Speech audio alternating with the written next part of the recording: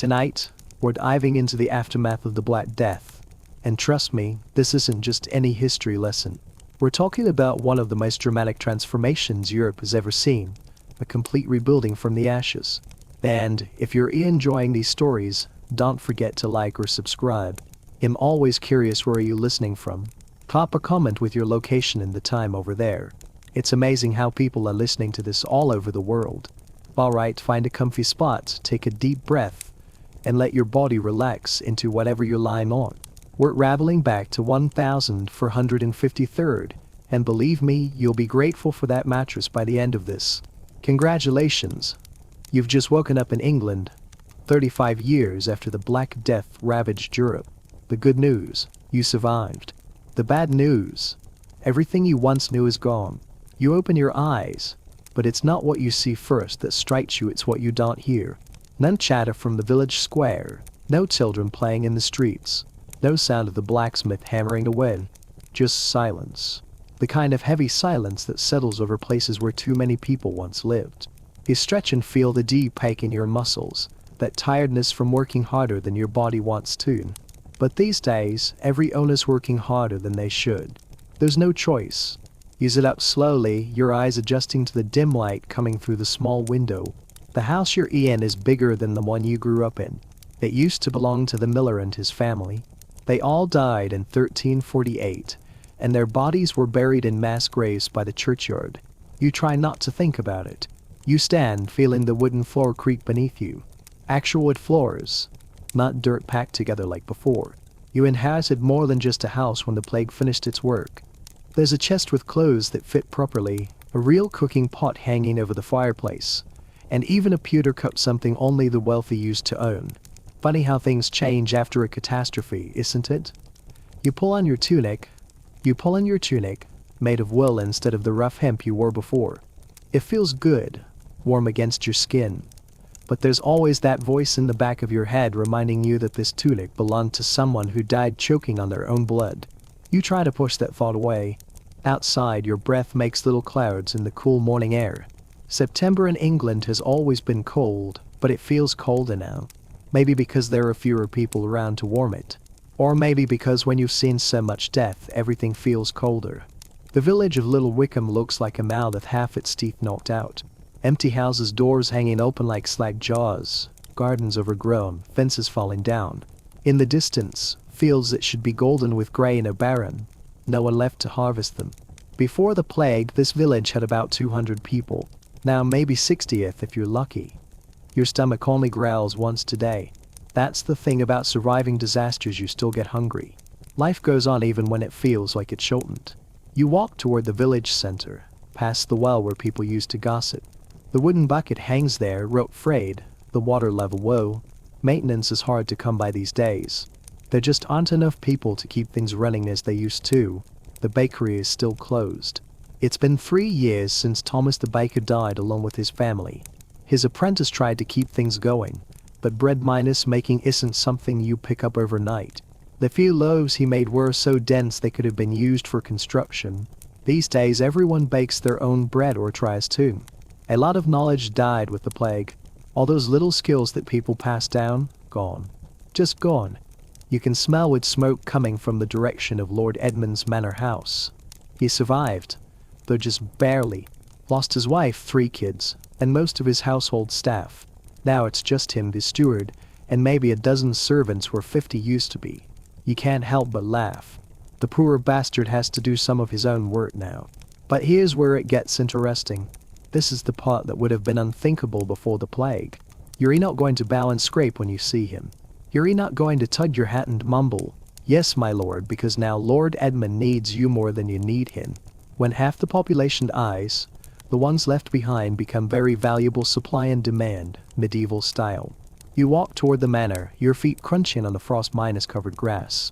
Today's the day you're going to ask for more money. 3 months ago, you would have been whipped for even thinking of it. But 3 months ago, Lord Edmund had other options. He doesn't anymore. You knock on the heavy wooden door.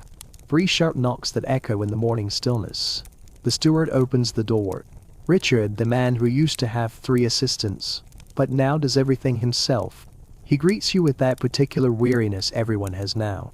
The exhaustion of doing too much with too little. "Morning, Thomas," he says. His lordship's in the solar. You let him know you're here.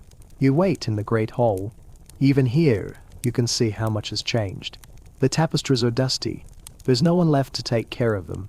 The long tables, once full of people, now sit against the walls covered with cloth. Lord Edmund appears at the top of the stairs.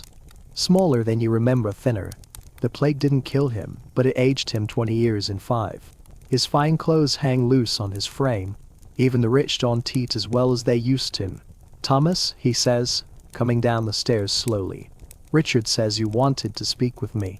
You tell him it's about your wages. The words hang in the air. A year ago, this conversation would have ended with you in the stocks. But now Lord Edmund just sighs.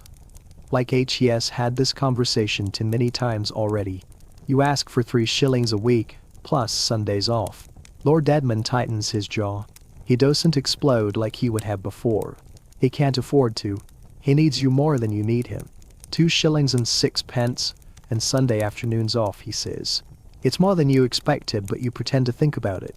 When someone needs you more than you need them, you have the power. "Done," you say, extending your hand. He shakes it. A lord shaking hands with a peasant. Your grandfather would have fainted. You walk back through the village, passing the churchyard. It's full, and now there are more graves scattered around the church like fallen leaves. But life keeps going. You see Margaret hanging laundry, wearing a dress too fine for a widow. She inherited her husband's business after he died. Women owning businesses, running shops, things that were impossible before. You wave at her and keep walking. Maybe later after work you'll stop by and talk about how things used to be. And maybe how they might be. Because that's the thing about surviving disasters. You eventually start thinking about the future again. Your stomach growls again, and as you head to your fields, you're thinking about more than just survival. You're thinking about getting ahead. When you reach your rented fields, you feel the soiled oak and rich, ready for winter planting. Lord Edmund had to agree to let you keep 60% of what you grow. Before the plague, you'd have been lucky to keep 20%. The land could feed a family with enough to sell at market. Maybe you leave and buy a piece of property by the river. The world changed when half the population died. Suddenly, ordinary people had choices. You're farming your own land because you want to, not because you're told to. When the plague took everyone, it left behind a world with abundant land and few workers. And for the first time in centuries, that meant people like you had power. As you head back home, you think about the future. The future that, despite the horrors, feels a little brighter now. As you continue through the village, you pass the well again, now empty, with the worn rope still hanging. The well once held the gossip of the whole village, but now it's just another forgotten part of life, abandoned to neglect. Even the small details have shifted. Things that once felt permanent are now slowly decaying, giving way to something new, something more unpredictable. You reach the fields you've been working, a sense of pride rising in your chest. These are your fields now, well rented, but at terms that would have been unimaginable before. Lord Edmund had to be desperate, offering you such a deal, but what choice did he have? He doesn't have enough workers to keep up, and you're willing to work hard to make this land thrive. As you start planting the winter wheat, the act of breaking the soil feels different now. It's honest work, but it's work you've chosen. You're not just fulfilling a duty anymore, you're building something. You feel it in your hands as the plow cuts through the earth. Something you've never felt before. You're in control, and for the first time, there's a sense of real possibility. Not just survival, but progress. You're making choices, and the future feels a little more like it belongs to you. The sun climbs higher, casting a warm light across your shoulders as you continue your work. Midday comes and you stop for a bite of bread and ale. The bread is dense and uneven, a bit burned on the edges, but it's yours, something you grew with your own hands. It tastes better than any loaf you've ever had, and for a moment, it feels like a small victory. You hear laughter from the children in the village, the few that remain, and laughter carries across the stillness a reminder of what the world used to be, and what it might become. There's a quiet joy in the simplicity of their play. They don't know the weight of the world like the adults do, but one day, they'll have their own stories to tell about how the world changed and how they shaped it. By evening, the work is done, and you return to your home, a house larger and more comfortable than anything you could have imagined before. Your home, your life, your future. Use it by the fire and think about the journey that's brought you here. It wasn't easy. It never is. But in the silence of your home, with the warmth of the fire in front of you, you feel something new hope. Tomorrow you'll go back to work, but there's a shift in the air. A subtle but real change in the way you see things. The world isn't perfect, but it's different. It's better. And maybe that's all anyone can really ask for. Better. As you settle into bed, you pull the warm blankets up to your chin, feeling the weight of them settle against your body. The wool is soft, comforting. The mattress feels good beneath you. A far cry from the bare ground you used to sleep on, with just rags to keep you warm. Now there's a world of difference between surviving and living. The world after the plague is one of survival, yes, but also of opportunity. The Black Death may have taken countless lives, but it created a new world. One where ordinary people, like you, could make choices, could shape their futures. A world where someone like you could own land, negotiate wages, and live on your own terms. It's not perfect. It's still tough, still uncertain. But the possibilities are there, slowly growing. The rebellion may not have succeeded the way you hoped, but it didn't end in failure either. It planted the seeds for something better, something that will continue to grow, even when you're way long gone. You close your eyes, drifting into a peaceful sleep. The future feels more solid now, more within your reach than it ever has been. Tomorrow you'll wake up, and the sun will rise on a world where you matter, where your hard work has value, and where your children's future might just be better than your own. And for the first time that feels like enough. The days continue to pass, and with each one, you see more evidence of how things are slowly, but surely changing. The village is quieter than before, but there's a new kind of rhythm to it. A steadiness that comes from having fewer people, but those left behind working harder and smarter than ever. You've seen it in your own work, in the way the land responds to your efforts. Every furrow you plow, every seed you plant, feels like a small victory. The community's changed too. The village no longer revolves around a single lord's estate. There's more variety now, people owning their own land, starting small businesses, setting their own terms. Even in the way people talk to each other, there's a shift. You've noticed it when you go to the market or when you stop by the well for water. The people who survived the plague don't speak the same way they used to. They hold themselves differently now. They're more confident, more sure of their place in the world. And it's not just the peasants who are feeling the shift. The lords are too. Lord Edmund, once a powerful figure who could command your labor without question, now has to negotiate. He's not in the position of unchecked authority he once was. In fact, you've noticed that he now seems more cautious, almost respectful in the way he speaks to you. When he walks through the village, it's no longer with the same air of command. People nod to him, but there's no more bowing or cringing. That subtle shift in power is undeniable, and it's only grown since the rebellion. Even the church, which once held unquestionable authority, is showing signs of change. Father Michael still preaches, but now his sermons are more focused on compassion and community rather than strict obedience. It's clear that he's adjusting to the new reality. Just like everyone else, people are starting to ask questions, things that they wouldn't have dared to before. They're talking about justice, fairness, and equality, things that would have seemed unthinkable in the old world. But now, in this post-plague reality, those ideas are slowly taking root. You can't help but think about the rebellion, about the fire that burned through the hearts of so many. Even though the rebellion failed in the traditional sense, it didn't end the way anyone expected. It didn't end in destruction or defeat. Instead, it planted seeds that would continue to grow whether the old lords liked it or not. The Black Death took so much away, but it also made room for something new to emerge. People started thinking differently, acting differently, and that change is still spreading slowly but steadily. One day, as you're reworking your fields, you pause for a moment to watch the sun dip low on the horizon. The light is soft, the air crisp with the chill of autumn. You've seen this scene before countless times, but today it feels different. The work has been hard, yes, but you've also seen how far you've come. The land you tend is yours in a way your ancestors never could have imagined. It's not just the crops that are growing, it's the future, and it feels like it belongs to you. You think about your children. The eldest is already learning to read, the luxury you could never have dreamed of when you were his age. The middle child works as a clerk for a merchant, and the youngest has started talking about becoming a doctor, something that seemed impossible to people like you. Not so long ago, you realize with a sense of quiet pride that the world they'll grow up in will be different from the one you knew. It will be better.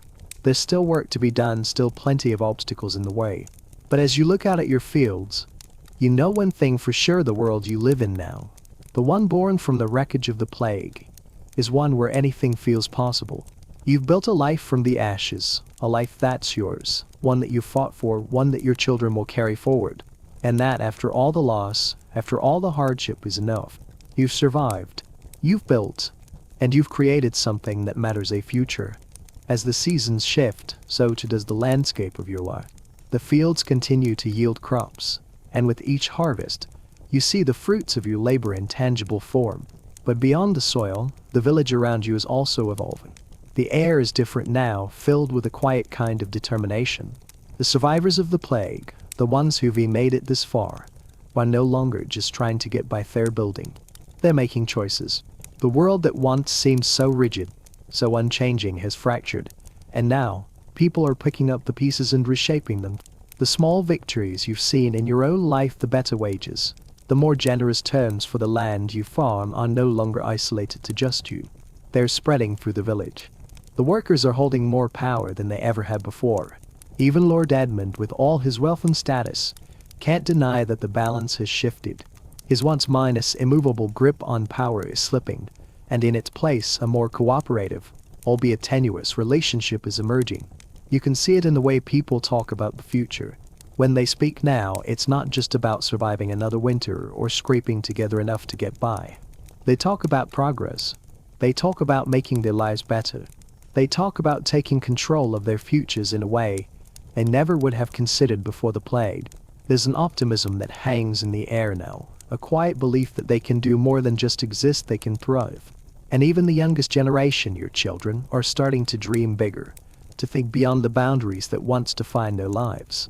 Your son, for example, who used to have no prospects beyond working the land, has begun to show an interest in the law. He talks about becoming a scribe, learning to read and write in a way that would have been considered unattainable for someone of his class just a generation ago. Your middle child, who works as a clerk for a wool merchant, has started to save up enough to start his own small trading business. And your youngest, full of ideas and curiosity, has taken an interest in medicine, becoming a healer in a world that now understands the importance of health in ways that seemed impossible before. You can't help but be proud of them. These are the kinds of futures you never could have dreamed of when you were their age. Your children are going to grow up in a world that's fundamentally different, where they're not bound by the same rigid social structures that once defined their lives. It's a world that's still imperfect, still struggling with its own issues, but it's a world full of possibilities, and that's more than you ever had. As the years pass, the changes in the village become more apparent. The once silent streets are now filled with more laughter and chatter. New families move in, bringing fresh energy and ideas. Craftsmen open up shops, merchants set up stalls, and more people begin to settle in, creating a new, diverse community. The village feels alive again, pulsing with activity, full of people eager to shape their own destinies. Even the church, once the unquestioned authority in the village, has adapted. Father Michael, who used to preach only obedience, has begun to talk more about justice, about compassion, and about the responsibility of the community to care for one another. People still attend his sermons, but there's a growing sense of independence in the air. People are starting to think for themselves more and more. The church, too, has had to learn to adapt to this new reality, where questioning authority is no longer unheard of. You've seen the way things are shifting, and while it's been slow, it's undeniable. The world you live in now is a world where ordinary people can make choices, where people who once had no voice now have power. And the best part is, it's not just you who has benefited from this new world, it's everyone around you. The village, once devastated by plague and loss, has found a new purpose, and the people who survived are now actively shaping that purpose. As you walk through the village one evening, you notice the changes that had become a part of the landscape. There's a new shop near the square. Margaret's new business, a thriving enterprise that's doing better than anyone expected. You stop to chat with her for a while, and you can see it in her eyes, the quiet confidence that comes from having a stake in the future. She's built something from nothing, and now she's running her own show. Later, you pass by a group of young men gathering around a small fire, laughing and talking about their plans. One of them talks about taking up a trade, another about starting a small farm of his own. It's an image you didn't think you'd ever see: the youth of the village planning for a future that's not defined by survival, but by opportunity. It's a good feeling seeing this shift in the air. The village is changing, and you're a part of that change. As you head home, the evening sky above you begins to darken, stars slowly appearing in the expanse.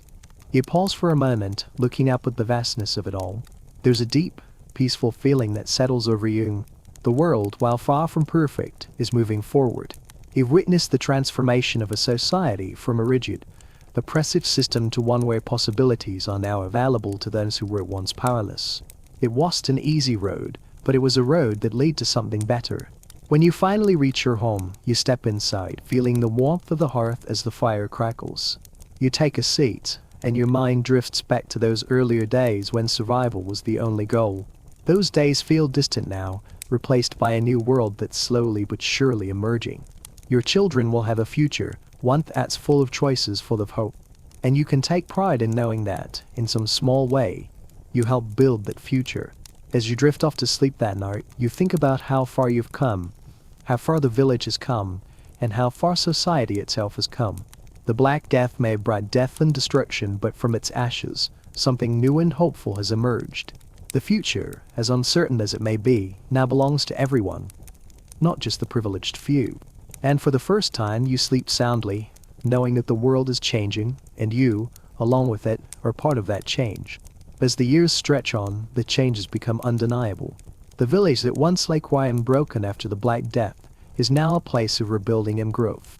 A new generation, including your own children, is taking the reins in ways that would have been unimaginable before.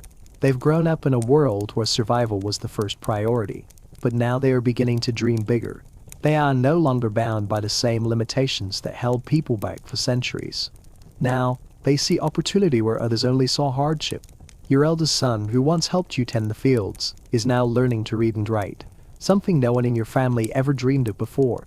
He talks about becoming a scribe or even a lawyer one day, to work with words to understand laws. Your middle child, who worked in the market as a clerk, has started to save enough to open his own small trading business.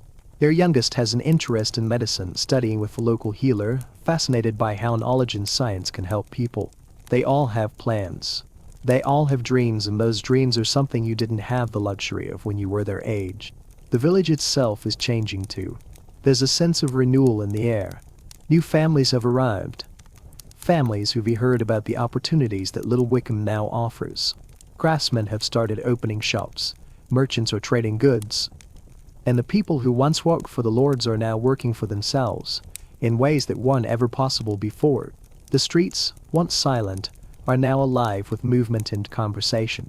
The market is busier, people gathering to barter and trade. And there's a shared sense of purpose, the sense that they are all working together to rebuild something better. Even Lord Edmund, who once held power with a firm grip, has had to adapt. He's no longer the untouchable figure he once was. The new reality is that he has to treat the workers fairly, where they will find someone else who will. The old order that he once represented, the absolute power of lords over their peasants, is slowly crumbling. And, perhaps for the first time, he sees the value of those beneath him. The once rigid lines of authority have blurred, and in their place, there is negotiation, cooperation, and, for some, even respect. The church has also seen its role evolve. Father Michael still preaches, but his sermons now focus on justice, fairness, and community.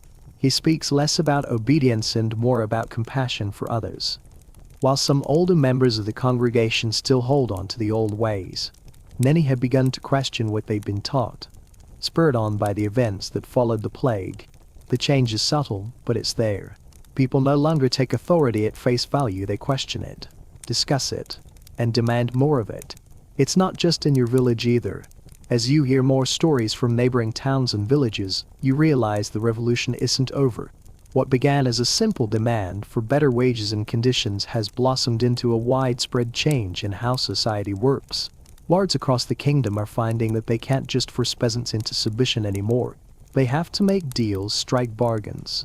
The old ways no longer work, that even as things improve, there are always those who push back. As much as power has shifted in the past few years, it's clear that not everyone is ready for the new world. There are whispers of resistance from those who would prefer to see the old order restored. Lords who feel threatened by the new dynamic are doing everything they can to maintain their control. And in the towns and villages that still resist, tensions simmer just beneath the surface. You've seen these tensions in your own village too. There are moments when the old ways resurface, when the fear of rebellion and change grips the hearts of those who remember the past and wish it could return. But every time those old fears threaten to rise up, you see something else. Something stronger, people who have tasted freedom and won't let it go. The ideas that were born in the ashes of the plague, the idea that people matter, that their hard work has value, that they deserve better than just getting by. Those ideas can't be erased. They've taken root, and they're spreading. As you walk through the village, you see how things have changed. The manor house, once the symbol of Lord Edmund's power, looks different now. It's still imposing, still grand, but it no longer holds the same dominance over the village. People speak to him more as equals than they once did, and even the few remaining servants are treated with more dignity than before. Lord Edmund has had to change, and so has his household. The church too feels different. The once mindless quiet space, filled with silent reverence, now echoes with conversations about justice, about fairness, and about the way forward. People gather not just for prayer but for discussions about how to build a better life. They talk openly about their hopes for the future, about the changes they've seen, and about the world they want to build for the next generation. As you sit in your home that evening, thinking about all the changes you've witnessed, a feeling of quiet pride settles over you. You've seen your children grow up in a world full of possibilities. You've seen the village rise from the devastation of the plague, rebuilding not just the physical structures but the very foundations of society. You've watched power shift from the hands of the few to the hands of the many, and you've realized that you're a part of that change. Tomorrow, like every other day, you'll go out to the fields, work the land, and help your family grow. But as you look to the future, you see something different. You see a world where your children will have opportunities you never dreamed of. You see a world where, no matter how hard life gets, they'll have choices, the freedom to carve out their own futures. They won't be bound by the same chains that once held people like you in place. You drift off to sleep that night with a sense of peace, knowing that, no matter what the future holds, your children will have the power to shape it. The world is still full of challenges, but it is also full of potential. The changes you've lived through, the survival, the rebellion, the quiet growth that followed, have created a world where anything feels possible. And that, in the end, is the greatest gift of all. The years continue to flow, and though much has been rebuilt, there are still echoes of the old world, quiet reminders of what was lost and what was gained. As time passes, the village becomes a stronger reflection of the changes sweeping through the land. You see it in the way people walk through the streets now, with purpose, with a sense of their own importance. It's the quiet confidence of those who have endured the worst and emerged stronger for it. The people who survived the plague have seen the worst that life can throw at them. They've buried their families, watched entire communities disappear, and yet they're still here. They've rebuilt from nothing, and in the process, they've learned how to value their lives in a way they never did before. The old ways may still linger in the shadows, but the new world is slowly taking shape. The shift in power is palpable. Lord Edmund, once a figure who seemed untouchable, now moves through the village like a man aware that his position is no longer secure. He no longer speaks with the same commanding tone, and people no longer avoid his gaze. They look him in the eye. He is no longer the absolute authority he once was. He still holds power, but it's no longer uncontested. People now understand that they have value, that their labor has worth, and that they are not simply tools to be used. They are becoming the builders of their own futures, and that's something even a lord cannot ignore. But the change isn't limited to the relationship between the lords and the peasants. The way people view work, status, and success has shifted dramatically. People no longer accept their place in life as something ordained by birth. They're looking beyond what they've been told is their lot. Your own children, for example, have embraced this new world. Your eldest son, who once could only dream of a life working the land, now spends his days studying the law. Your middle child is steadily building his own trading business, a goal that would have seemed impossible to you before. And your youngest, with his curiosity and determination, is learning the art of healing, something that once seemed so far beyond reach. They've grown up in a world where they can carve out their own futures, and they're doing it with purpose and drive. You notice the changes not just in your own family, but in the families around you as well. More people are opening shops, more craftsmen are setting up workshops, and even some of the forest serfs are now negotiating their own terms with lords. The power dynamics are shifting, not in grand upheavals, but in quiet, persistent ways. The people who once worked in the shadows are stepping into the light, demanding better wages, better treatment, and better opportunities. It's a world where ordinary people are slowly, but surely taking control of their own destinies. The church, too, has shifted in its role. Father Michael still delivers his sermons, but there's a noticeable difference in his tone. He speaks more of compassion and understanding, less of obedience and eternal punishment. People still listen to him, but now, there's a sense of questioning behind the words. People are no longer content to simply follow, they're asking why, they're seeking understanding, and they're demanding that the world make sense. The church, once an unquestioned authority, has had to adjust to this new reality, just like everyone else. You see these changes in the way people interact with one another too. The old lines of class and status are still there, but they're no longer as rigid as they once were. There's an awareness now that people of all walks of life with something valuable to offer.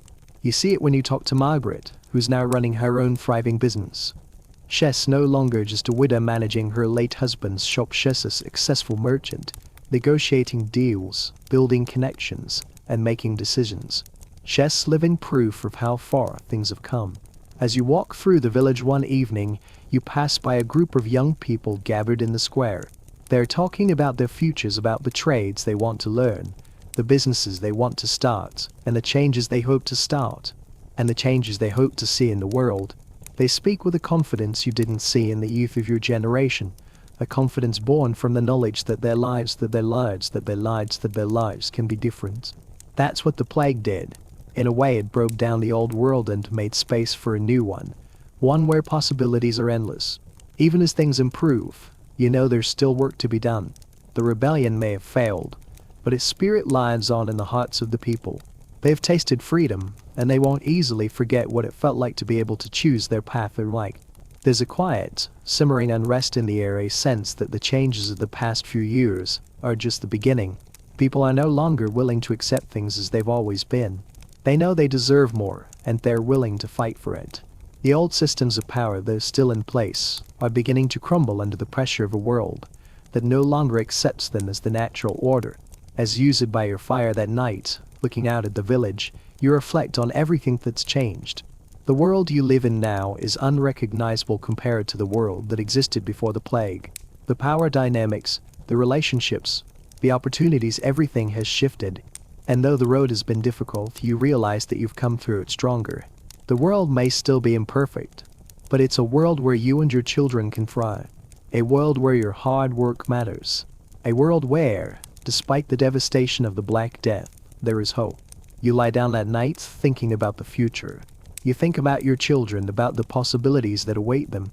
You think about the world they'll inherit, one that's still being shaped by the events of the past. And for the first time in a long time, you allow yourself to imagine a future that's not just about surviving, but about living. Tomorrow you'll wake up, just like every other day. But the world you wake up to is a world that belongs to you, to everyone who fought to make it better. And that, in itself, is worth everything. As the years stretch on, it becomes clear that the changes brought about by the Black Death and the upheaval that followed were no fleeting moments. The world that emerged from the plague's shadow is not just one of survival, but of growth, of reimagining what life can be when everything that once seemed permanent is shaken to its core. The old ways are no longer enough to hold the world together. Those who once held power, lords, church leaders, and nobles, are starting to feel the weight of change on their shoulders. They can no longer simply rely on tradition or fear to maintain control. People have seen too much, learned too much, and now they're thinking for themselves.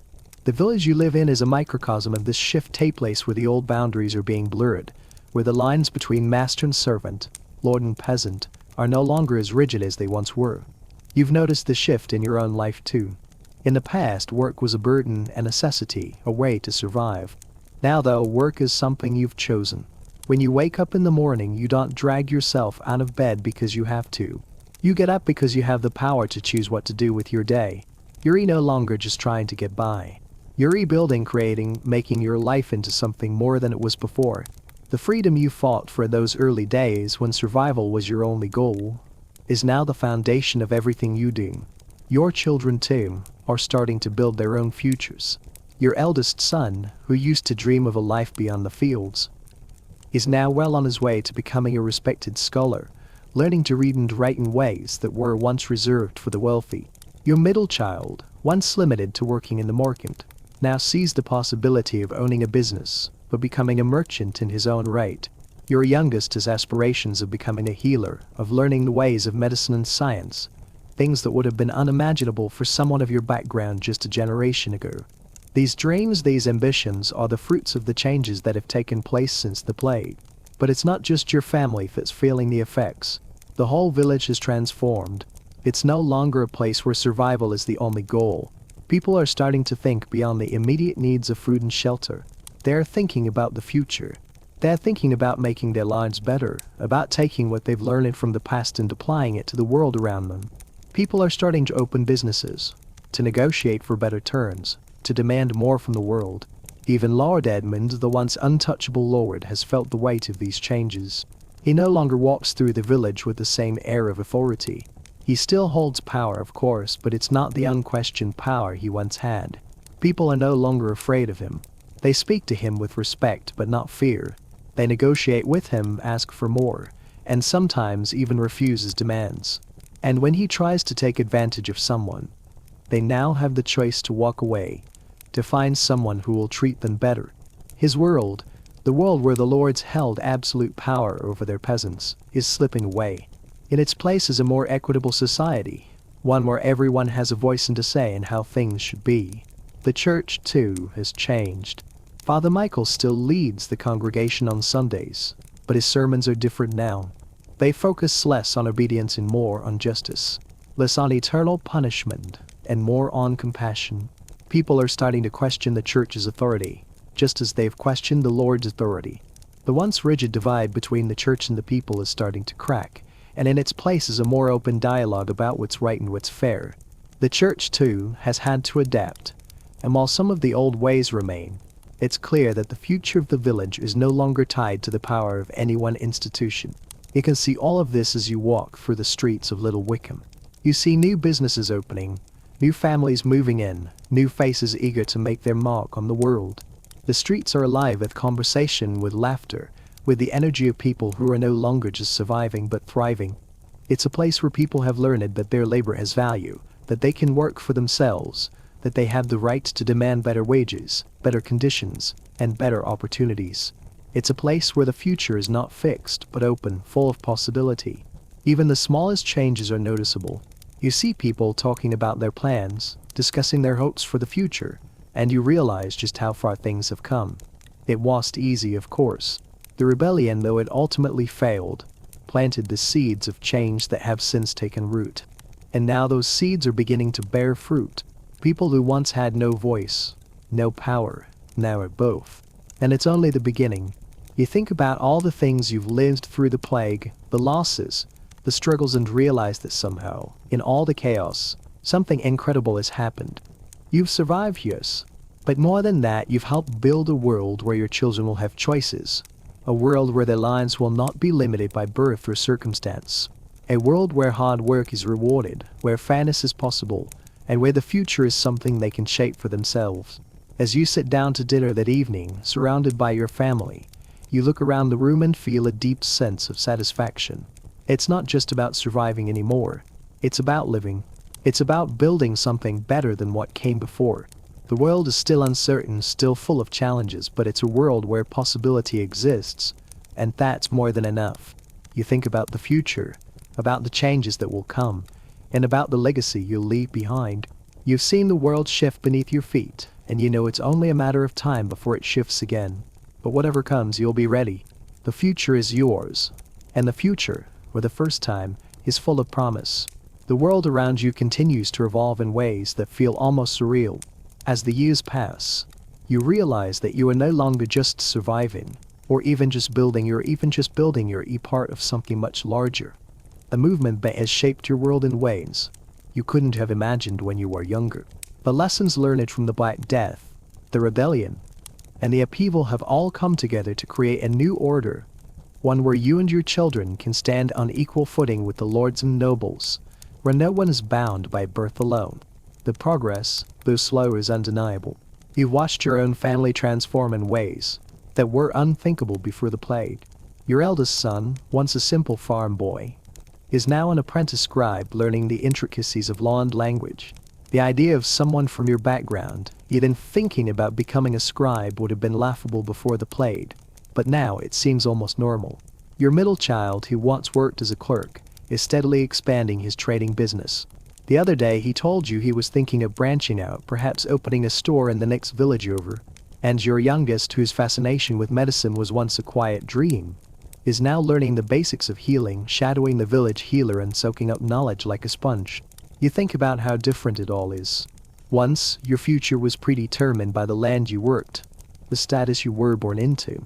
Your children would follow the same path, their fates sealed before they could even walk. But now, they have choices. They have possibilities. They are no longer slaves to the land or to the whims of the lords who once held all the power. And that, you realize, is the true victory. Not just surviving the plague, not just getting by, but fundamentally changing the way the world works. The village too reflects this shift. The once mindless empty streets are now full of life. New families have moved in, bringing with them new ideas, new trades, and a new energy. It's a place of opportunity now, where hard work can lead to progress and success. You see it in the faces of your neighbors, who once labored under the heavy weight of the old system. They no longer cower when the Lord rides through the village. They speak to him with respect, but not fear. And when he demands more, they negotiate. They ask for better terms, or they walk away if they don't get what they want. The power has shifted from the hands of the few to the hands of the many. And in that shift, there's a new kind of freedom. Lord Edmund, who once held the village in his grasp, is now a shadow of his former self. You see him in the market, walking among the people, and there's something different about the way he carries himself. He doesn't walk with the same confidence, the same arrogance he once had. He is aware now, perhaps for the first time, but his position is no longer secure. The villagers no longer see him as their master. They see him as someone who needs them just as much as they need him. His house, once a symbol of his wealth and power, now feels empty and imposing in a way it didn't before. Even the church, once the cornerstone of society, has begun to shift. Father Michael still preaches, but the tone has changed. There's less talk of punishment and obedience and more talk of compassion, fairness, and justice. People no longer sit quietly in the pews, waiting for the priest to dictate what they should believe. They question, they debate, they discuss. They've seen too much to simply accept the world as it is. The church, though still powerful, is no longer the unquestioned authority it once was. It too has had to evolve. There's a palpable sense of possibility in the air, a sense that anything is within reach. It's not just about survival anymore. It's about shaping the world you want to live in. It's about making choices. Your choices. And in that, there's a power that no one can take from you. You've watched your world change and you've played a part in that change. You see it in your children and your neighbors. In the way people are starting to think about the future. Not with dread, but with hope. But you know the road ahead won't always be easy. The world is still fragile. The rebellion, though it succeeded in some ways, failed in others. The old powers haven't given up yet. There are still those who long for a return to the old order, who see the new world as a threat to their way of life. And there are still challenges to overcome, old prejudices to be fought, and new systems to be built. But the difference now is that people are no longer afraid to stand up and fight for what they believe in. The old world may not disappear overnight, but it is crumbling. And what replaces it is something that gives everyone a stake in the future. You think about the life you've built. It's not perfect. It's still hard work. There are still struggles, still setbacks. But you've seen enough to know that things are better than they were. And that, for the first time, feels like enough. You've learned that the future is never guaranteed. It's never easy. But it's always shaped by the choices we make today. As the days turn into years, you look at your children, your community, and you realize that you've been a part of something monumental. The Black Death may have taken half the population, but in its wake, it created a world where ordinary people, like you, matter. Where your choices, your labor, and your voice have value. And though the past may have been written in blood, The future is written in the choices you and your fellow villagers make. As you sit by the fire one evening, surrounded by your family, you think about the future. You think about how far you've come, how far the village has come, and how far society itself has come. And you realize that, though the road may be long and uncertain, the world is a little bit brighter because you and your children now have the power to shape it. Tomorrow you'll wake up, just like every other day. But now, when you wake up, it's with a sense of purpose. A sense that the world belongs to you and to all those who have fought for a better future. The past is behind you, the present is a gift, and the future is yours to build. The world outside continues to change, slowly but unmistakably. Every day you witness small signs of transformation, pieces of a new world taking shape. The land around you, once a place of mere survival, is now a place where you can see the future unfolding before you. The earth is fertile, not just with crops, but with new opportunities. You've witnessed the rise of a world where the work of your hands is no longer seen as just labor to be exploited but as a vital force in building a better future. The village has settled into a new rhythm. It's not the same as before the plague. Nothing could ever be the same, but in many ways, it's better. There's a quiet energy in the air now, a sense of collective purpose. People are no longer resigned to their fates, and that is the most significant change of all. You see it in the way people talk to each other. They no longer speak with the language of servitude or submission. There's no more fear in their voices, no more reluctance to speak their minds. They know their value now. Your children, who once had no choice but to follow the path set out for them by birth, are now charting their own courses. Your eldest, who once saw his life defined by the plow, is now learning the law, his mind sharpened, eager for knowledge. Your middle child, once just a clerk in the market, is expanding his business and thinking about opening a shop in the next town. Your youngest, who had no real prospects beyond the life of a farm worker, is studying medicine, fascinated by the power of knowledge to heal. These are the futures you never thought possible when you were their age. And these futures, once reserved only for the wealthy, are now theirs for the taking. But it's not just your family that has benefited from these changes. The whole village is alive with possibility. The once mindless quiet streets now hum with the sound of bargaining, of planning, of people speaking their minds. There's a diversity of voices now. No longer do the villagers bend to the will of the few. Everyone has a say. Everyone has something to offer. The community is stronger than it's ever been. And there's a sense of pride that fills the air. People are proud of what they've rebuilt. They're proud of the lives they've created out of the wreckage of the old world. Even Lord Edmund, once a figure of absolute authority, has had to adjust. You still see him around the village, but he no longer walks with the same air of unchallenged dominance. He's more cautious now. More aware that his position is no longer as secure as it once was. People speak to him with respect, yes, but no longer in fear. The power dynamics have shifted, and he knows it. There are fewer whispers of obedience, fewer signs of the once unquestioned authority he once wielded. The church, too, has adapted to the changing world. Father Michael still leads the services, but his sermons have shifted. No longer do they focus on the necessity of obedience or the fear of divine wrath. Now his words are more about compassion, about justice, about the importance of community. It's clear that people are no longer content to simply accept what they're told. They're thinking for themselves, questioning the world around them, and demanding more. The church, once the bedrock of authority, is no longer the unquestioned power it once was.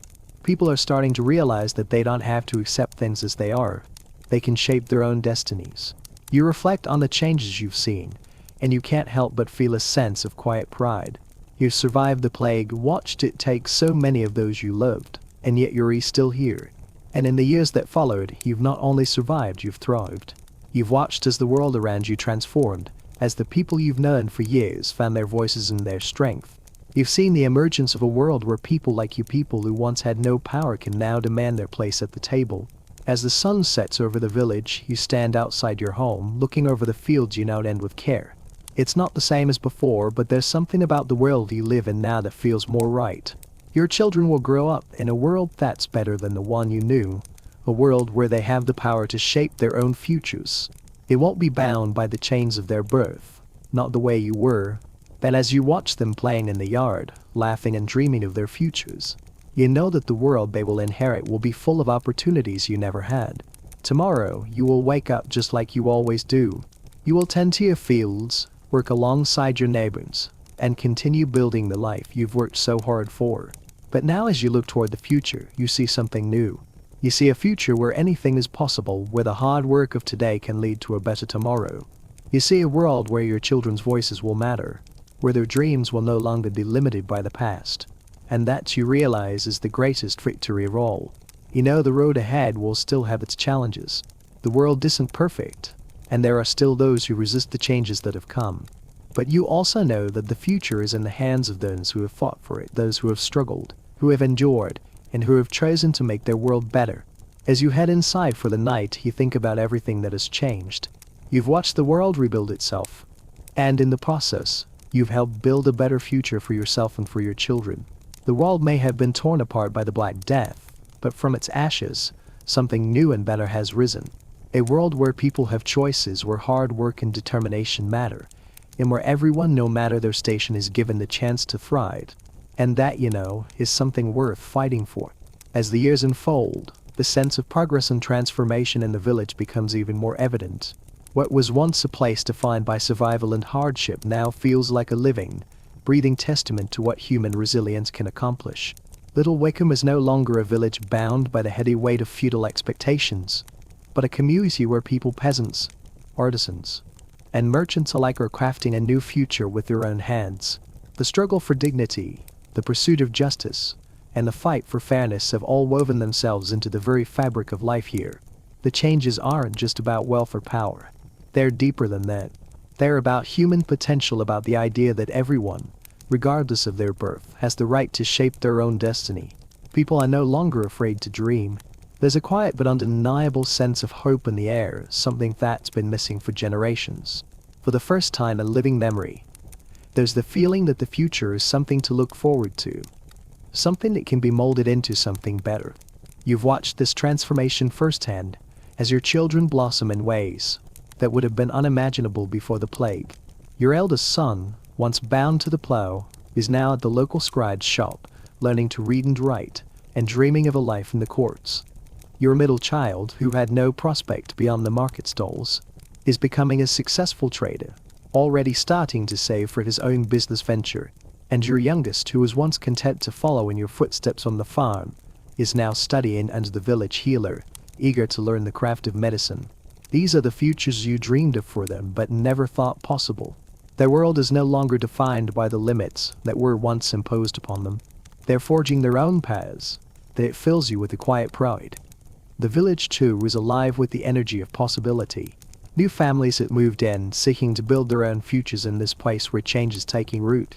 The once dominant figures of authority, lords, priests, and landowners no longer hold the same sway. Their power has been replaced by something far more powerful, the collective will of the people. No longer do the villagers look to their lords for their fate. They have learned that they can shape their lives themselves. And that realization, that power, has changed everything. Even Lord Edmund, who once ruled the land with an iron fist, has had to adjust to the new reality. He still holds his title, still commands respect, but the fear that once accompanied his presence is gone. People talk to him now with a sense of equality. They ask for more, they negotiate for better terms, and when he oversteps, they walk away. No longer are they bound by the ancient rules of servitude. Now, they're in control of their own destinies, and Lord Edmund knows it. His house, once a symbol of absolute authority, now stands as a reminder of a world that is slipping away. And it's not just the lords who are changing. The church too has felt the weight of transformation. Father Michael, once the stern voice of divine authority, now speaks with a gentler tone, more focused on compassion and understanding than on rigid obedience. People no longer sit in the pews with the same blind reverence. They question, they discuss, and they demand more from their faith. The church, once a pillar of unquestioned power, has had to adapt, and while it still holds sway, it no longer holds the absolute control it once did. These changes are not without their challenges. There are still those who cling to the old ways, who resist the new world being forged before their eyes. There are whispers of rebellion, murmurs of discontent from those who long for the days when lords ruled unquestioned and peasants bowed in submission. But these whispers are fading, drowned out by the growing voices of the people who have seen what is possible when they stand together. The past may still hold some power, but it's the future that is beginning to take shape. And it is a future where everyone has a say. As you sit by the fire one evening surrounded by your family, you reflect on the journey you've all been on. The path from survival to hope, from fear to empowerment, has been long and difficult, but you've made it. Your children are growing up in a world where their voices matter, where their dreams are their own to chase. You've fought for that world, and so has everyone else in the village. They've all contributed to this new reality, and the future is something you can all look forward to. The world outside may still be unpredictable, still full of challenges and uncertainties. But for the first time, you see a future where those challenges are no longer insurmountable. You have the power to face them. You have the strength to fight for what you deserve. And in the end, that's what matters. Tomorrow, as you wake up to the sounds of your children's laughter, you know that the world is yours to shape. You will continue working the land as you always have, but now it's no longer just a way to survive.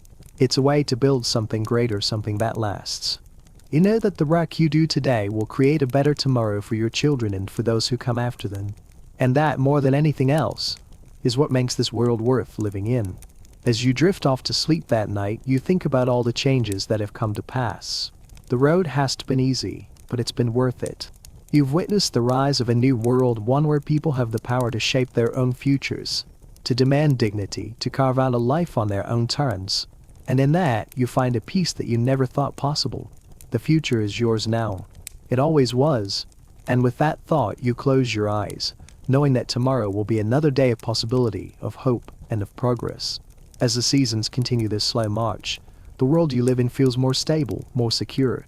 The changes that have swept through the village and the broader land are no longer temporary shifts, but the foundation for something lasting. Life, once uncertain and fragile, is now something you actively shape every day. You've come to realize that the new world isn't something that will just fall into place on its own. It's something that requires constant effort, constant decision-making. But that effort is no longer a burden. It's a privilege, a responsibility you take pride in. The village itself continues to thrive, though its growth is cautious, measured. People are still rebuilding, still adjusting to the new normal. Your families, artisans, and merchants move in, but they are careful, deliberate in their choices. They understand the delicate balance that has been struck. They know the old world is gone, and the new one must be built with a firm understanding that change can be fragile, and that its hard-won nature must be preserved. One of the most striking changes is the shift in the way people view their work. The labor once seen as beneath them, the kind of work that used to be done out of necessity and obligation, is now a source of pride. The work you do isn't just about survival anymore. It's about contributing to the creation of something greater. Whether it's the field you work, the animals you tend to, or the goods you produce, it all matters. Your efforts, and those of your neighbors, are no longer invisible. They're valued. They're essential to the world that's rising from the ashes of the old. The concept of hard work has changed too. Where once it was something done to appease lords or to make ends meet, now it's an expression of autonomy. You're not working for someone else's profit, you're working for your own future, and for the future of those who depend on you. You see it in the eyes of your fellow villagers. They don't just work out of necessity, they work because they see the value in it, because they see the world changing around them, understand that their contributions are a part of that transformation. You notice too, the increasing importance of education. It's not just your children who are learning new skills. The village itself has begun to embrace learning in a way it never has before. More and more villagers are taking it upon themselves to learn how to read and write, or to learn the trades and crafts that will help them succeed in the new world. The younger generation is being raised with a new set of expectations. They are no longer content to simply follow the paths laid out for them. They're being taught to question, to analyze, to dream. This is a generation that will never accept that their station in life is defined by birth. They will fight to ensure their voices are heard, that their contributions are valued, and that they have a say in the future they will inherit. You can see this change in the village square, where discussions now take place that once would have been reserved for the lords and the wealthy. A few years ago, these conversations would have been unthinkable. Now, they're common. People talk about what the future might hold, about how they can make things better, about how they can build a community that values fairness, justice, and opportunity for all. They've learned to negotiate, to stand their ground, to demand what they deserve. And in the process, they've come to understand that the power to change the world doesn't lie in the hands of a few, it lies in the collective will of the many. Despite all the progress, there are still remnants of the old world that linger. Lord Edmund, though diminished in stature, still holds a title. The church still exerts some influence, though it's not the same as before. There are whispers of discontent from those who resist the changes that have come. Some of the old powers still believe that the world should return to the way it was, that the established hierarchies should be restored. But these whispers are growing quieter with each passing day. People are no longer afraid to stand up to these forces. They've seen what happens when they unite, when they demand change, when they fight for a world that's fair and more just. The resistance to change is still there, but it's no longer as powerful as it once was. As you walk through the village one evening, you notice the small signs of progress, the new workshops, the markets that are fuller than they've ever been, the smiles on the faces of those who once feared for their futures. There's a sense of belonging here now, a sense of ownership. People understand that they are the architects of the world they live in.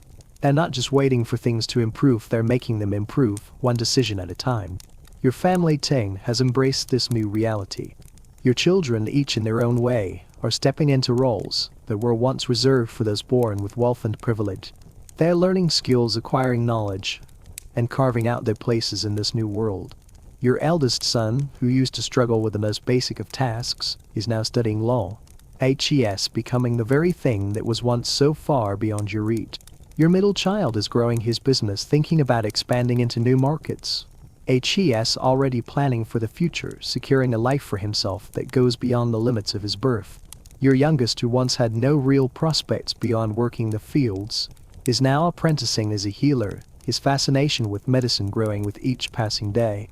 It's incredible to see how far they've come, how far they can go, and as their parent you could be prouder. You watch them with a sense of fulfillment, knowing that their futures are no longer bound by the limitations of their birth, but are instead shaped by their choices, their hard work, and their dreams. You see the same sense of hope in the eyes of your neighbors, in the way they talk about their plans for the future, in the way they're taking control of their destinies. This is no longer a world where people are simply trying to survive. It's a world where they're fighting to make things better, and they're succeeding.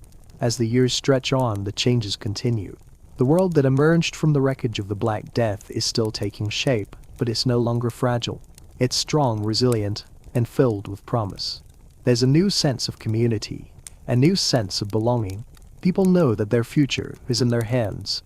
The road ahead may still have challenges, but now, for the first time in a long time, there's hope. There's a sense that the future can be better than the past, that things can improve, that ordinary people like you can make a difference. And in that, there's a quiet satisfaction. You've seen the world change, and you've been a part of it. You've helped rebuild a society that values hard work, fairness, and opportunity. And you've done it not just for yourself, but for your children, for your neighbors, and for the future generations who will grow up in this world you've helped create. Tomorrow you'll wake up and begin your work, just as you always do. But today, you know that your work has meaning. Today you know that you're a part of something much bigger than yourself. You've helped build a world where everyone has the chance to succeed, where the past no longer defines the future, and where the future belongs to those who are willing to work for it. As you look ahead to the future, you realize that the world you're living in, while different from the one you knew before the plague, is not without its challenges. The world that has emerged is still fragile, still in the process of being built, but it's also stronger than it was before. People are learning to adapt, to live in a world that no longer fits into the old categories. The rigid structures that once held society in place are no longer as unbreakable as they once were. People are questioning their roles, their rights, their place in the world, and that is something you've never seen before. The village continues to thrive, though it's different than it was before. There are fewer people, but those who remain are more engaged, more invested in their futures. They know that their survival now depends on their ability to adapt, to work together, to make decisions that will benefit everyone. It's no longer about simply surviving, it's about thriving, about building something better for the next generation. Your children continue to grow into their own futures. Your eldest son, who once thought his life would be spent working the land, is now studying the law. Learning to read and write in ways that would have been impossible for someone of your station just a few years ago. He dreams of becoming a respected member of the community, of using his knowledge to help others. It's amazing to see how far he has come, how far he'll go. Your middle child, once a clerk in the village market, has begun to expand his business. H.S. looking to open a shop in the neighboring town, maybe even hire workers of his own. And your youngest, you once thought he would follow in your footsteps, is now studying to become a healer.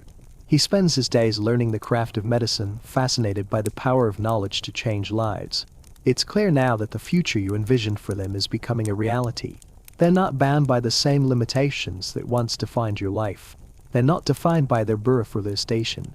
They have the power to shape their own futures, to build lives that are better than the one you grew up in.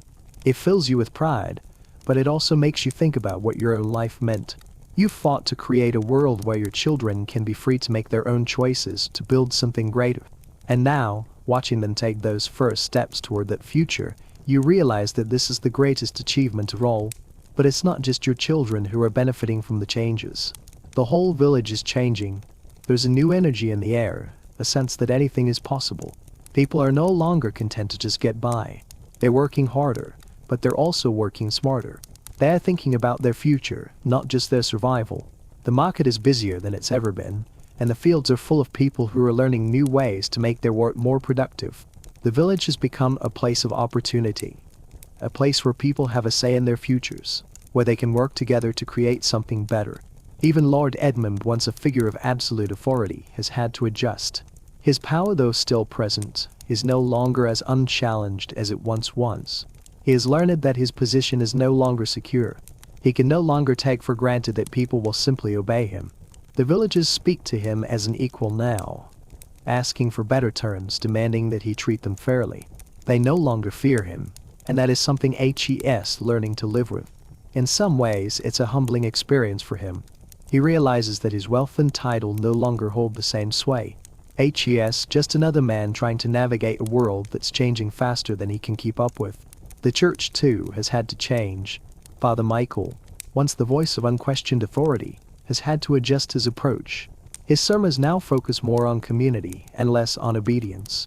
HES learned that people are no longer willing to blindly follow his lead. They question, they discuss, they debate. And for the first time, the church is starting to listen. It's a subtle shift, but one that's no less significant. People no longer see the church as the ultimate authority. It's still important, but it's no longer the center of their lives. The balance of power has shifted, and with it, the way people see their place in the world. As the years pass, you begin to see the fruits of all that hard work, all those sacrifices. The village is no longer just a place to survive, it's a place to thrive. People are living better, working less, and enjoying the fruits of their labor. There's a new sense of security, a new sense of possibility. The future, once a distant and uncertain thing, now seems within reach. People are no longer afraid to dream about what they can accomplish. They know that the world has changed, and they are ready to take their place in it. You reflect on the life you've built, and you realize that it's better than you could have imagined. You've seen the world shift, and you've been part of that shift. You've helped build a world where people have the freedom to live their lives on their own terms, where they have the power to shape their own futures. And that, more than anything else, is what makes the world worth living in. Tomorrow, you will wake up just as you always do. You will work the land, tend to your family, and continue to build the life you've created. But now, there's a sense of pride in it. You're no longer just surviving, you're thriving. Your children, your neighbors, your village, they're all part of something bigger. They're all part of a new world, one that's been shaped by the people who fought for it. As you drift off to sleep that night, you think about the future, about all the possibilities that lie ahead. The road hasn't always been easy, and it won't always be smooth, but for the first time you feel confident. You feel that the future is in your hands and in the hands of those who have worked, fought, and struggled to make it better. The future belongs to the people who build it. And you've played your part. As the years continue to roll forward, the changes you've witnessed in your village, and in yourself, only grow more pronounced. The world you wake up to every day seems a little more promising, a little more full of potential. There's still work to be done, challenges to face, but the direction is clear now. The future, once a vague and uncertain horizon, now feels like something tangible, something you can reach out and touch. Every day is another step toward building a world where the future is not determined by birth or status, but by effort and opportunity. The lessons of the past have been hard -1. You know that nothing can be taken for granted, but you also know that change, real change, is possible. You've seen it happen before your very eyes. You've watched the village transform from a place defined by its struggles and losses into a community with a sense of purpose, a place where people are creating their own futures. The people who remain, those who survived, those who fought to rebuild, are stronger than they were before. They know now that they have power. Power to make decisions, power to shape their world, power to demand better. And that power is something they will never give up. You've watched your own family thrive in this new world. Your children have grown into young adults, each of them carving their own path in a world that no longer limits them. Your eldest son, who once thought his life would be defined by the fields he worked, is now studying the lull and dreaming of a future that goes beyond the land. He talks about justice, about rights, about helping others. It's a world he never thought was possible for someone like him. But now it's within his grasp. Your middle child, who was once just another face in the market, is now building a business that is starting to rival some of the wealthier merchants. HES thinking about expansion, about hiring workers of his own, and his ambition seems boundless. And your youngest, once destined to follow in your footsteps on the farm, is now learning medicine, fascinated by the idea of healing others, of changing lives. You look at them and you can't help but feel a deep sense of pride. Their futures are bright, full of promise and opportunity. They are part of a world where anything is possible, where they can choose their path. And that's something you never could have imagined for them in the world you grew up in. Your children are no longer bound by the same rules that once determined your fate. They have choices, they have dreams, and most importantly, they have the power to make those dreams a reality. As you walk through the village, you see the changes reflected in the faces of your neighbors too. The once feared Lord Edmund, is no longer the figure of absolute authority he once was. He still carries his title, but his power is diminished. He no longer commands the same respect, the same fear. People speak to him as an equal, no longer bowing to him, no longer trembling when he passes. The villagers have learned that they don't have to fear him. They don't have to fear anyone. They know their value now. They know that they have the power to change their lives, to demand better, to build a future that serves them rather than one that uses them. And that knowledge has changed everything. Father Michael, the village priest, has also had to adapt. No longer does he stand at the pulpit with the same air of unquestionable authority. His sermons now focus more on compassion, justice, and the well-being of the community. People still attend the services, but there's a new sense of agency in the way they engage with the church. They don't simply accept what he says because it's what they're supposed to believe. They question, they discuss, they seek answers that make sense to them. The church, once an unquestioned pillar of power, is no longer the central authority it once was. People still value their faith, but it no longer holds the same grip on their lives. The power has shifted. The village itself is thriving in ways you never thought possible. There are more people now, more families, more ideas, more trades. The market is full of goods from all over, new businesses are opening, and the fields are filled with hard-minded working men and women who are no longer just doing the work to survive. They're doing it because they see the potential in what they're building. They're doing it because they want to create something better, something lasting.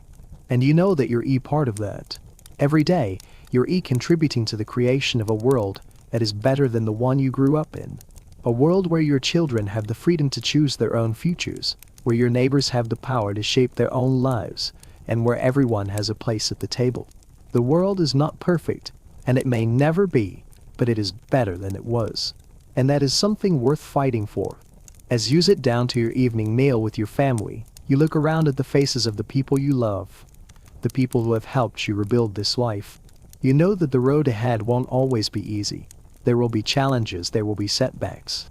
But you also know that the world you're rebuilding is one worth living in.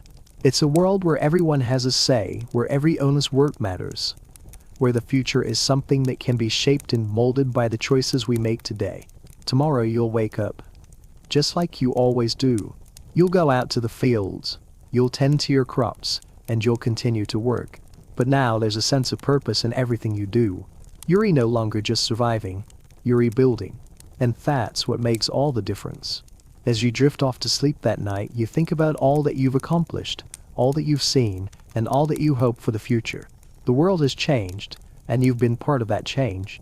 Your children's futures are brighter than your own ever was, and that is a legacy worth leaving behind. The future is in your hands, and in the hands of those who have worked and fought to make it better. And you know that as long as people continue to build, to fight, to hope, the world will only continue to grow stronger. The years that follow continue to bring change, but it's no longer a change born of catastrophe or revolution. Now it's a change that's the product of persistence, of quiet progress, of people refusing to settle for a life defined by limitations. The world you live in is one that was hard -1, built through generations of struggle, survival, and most importantly, change. It's a world where people have the chance to shape their own destinies, where the future is no longer determined by birth or circumstance but by the choices you make in the work you do. Your children, now adults, have grown into the kind of people you always hoped they would be. Your eldest son, the one who once worked the fields beside you, is now a respected figure in the village, using his knowledge of the law to help those who need it most. Your middle child has expanded his business, employing several others in the village and ensuring that his success is shared. And your youngest, who once followed you through the fields with little hope for anything more, has become a healer. Not just in name but in skill, someone people turn to for guidance and care. As you watch them, and as you look around at the village, you know that the work isn't finished. The world is still imperfect, still full of challenges, but it's no longer a world where survival is the only goal. It's a world where people have the chance to thrive, to grow, and to create. And that's more than you could have ever asked for. The village, once a place defined by its loss, is now a place defined by its strength. There are still challenges, of course. There are still whispers of those who long for the old ways, who think that things should return to the way they were before the plague, before the rebellion. But those voices are fading, and the future is being shaped by those who believe in something different. A future where everyone has a voice, where the work of each person matters, where opportunity is no longer reserved for the few. As you sit by the fire one evening surrounded by your family, you reflect on how far you've come, from the days of just trying to survive to this moment, when you've helped to build a life of possibility, of hope, of progress. It hasn't been easy, and it hasn't always been certain, but it's been worth every moment of effort. You've created something that will outlast you, something that will live on in the choices of your children and the children and the children of those around you. The future isn't perfect. It's not guaranteed. But you know one thing for certain: it's better than it was. And as long as there are people willing to work, to dream, to fight for what they believe in, it will continue to get better. The world you've built isn't just a result of luck or fate, it's the result of human will, of the refusal to accept the status quo, of the refusal to let the world remain the way it was. Tomorrow you'll wake up and continue to work. You'll tend to your fields, you'll see your children off to their various pursuits, and you'll watch as the village continues to grow. But now you know that the work you do today is not just for survival, it's for something greater. You're not just holding on to the past anymore. You're rebuilding the future. As you fall asleep that night with the fire crackling softly in the background and the sounds of your family's breathing around you, you know that you've done something extraordinary. Not in grand gestures, but in small, daily actions. You've helped to build a world where everyone can find a place for themselves, where the impossible is just something to be worked toward, not feared. And that, more than anything, is the greatest legacy you can leave behind.